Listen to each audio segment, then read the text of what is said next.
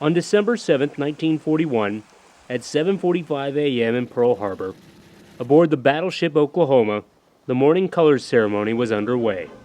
A 24-member military band was assembled while a Catholic priest was saying Mass. Suddenly, more than 300 Japanese planes appeared through the clouds.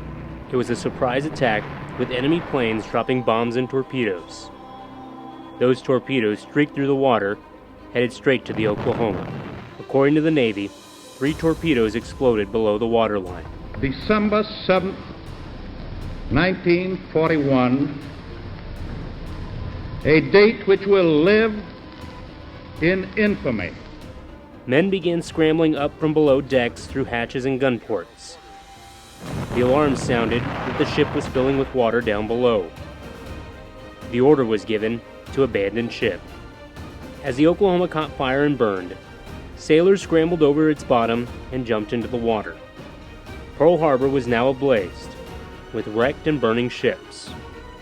Dead and injured sailors, soldiers, Marines, and civilians were everywhere.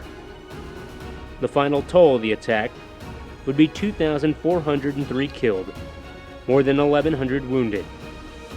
The Oklahoma's loss of life that morning totaled 429 sailors and Marines.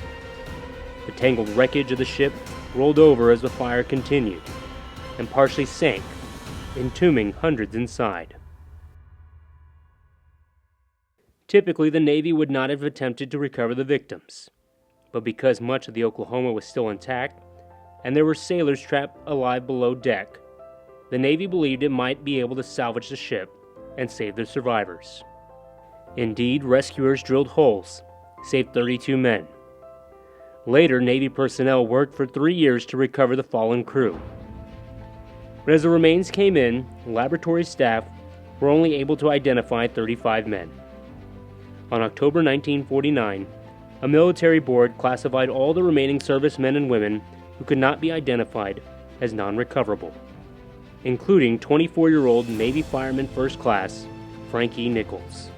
Shortly afterwards, the unidentified bodies were buried in mass graves at the Punch Bowl Pacific Cemetery in Honolulu.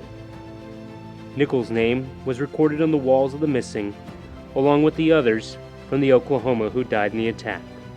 65 years later, Defense POW MIA accounting agency personnel began unearthing the buried remains of the Oklahoma victims. The 2 labs, staffed by anthropologists and forensic archaeologists, comprised the largest skeletal identification facilities in the world. Forensic scientists cut tiny samples of bones and teeth, sent them to the Armed Forces DNA Identification Laboratory for testing. Then the DNA was compared to the reference samples from living family members who were related to the missing service members. The DPAA, which has been hard at work identifying remains at Pearl Harbor, has massive DNA banks. However, the agency did not have all the family reference samples from the Oklahoma. The DPAA ultimately identified 361 unknown service members, a 92% success rate. Now, after identifying as many Oklahoma sailors as possible, the identification program is ending. Though the attacks on the USS Oklahoma happened 80 years ago, the effects on the family members are still felt nationwide. That's the case of the remaining family members of Navy Fireman First Class Frank E. Nicoles. When his remains were finally identified, his family reached out to Mission Park Funeral Chapels and Cemeteries to help bring his remains to Texas. With Mission Park's help, a proper burial ceremony at Fort Sam National Cemetery here in San Antonio will take place on Monday, with full honors for this World War II hero.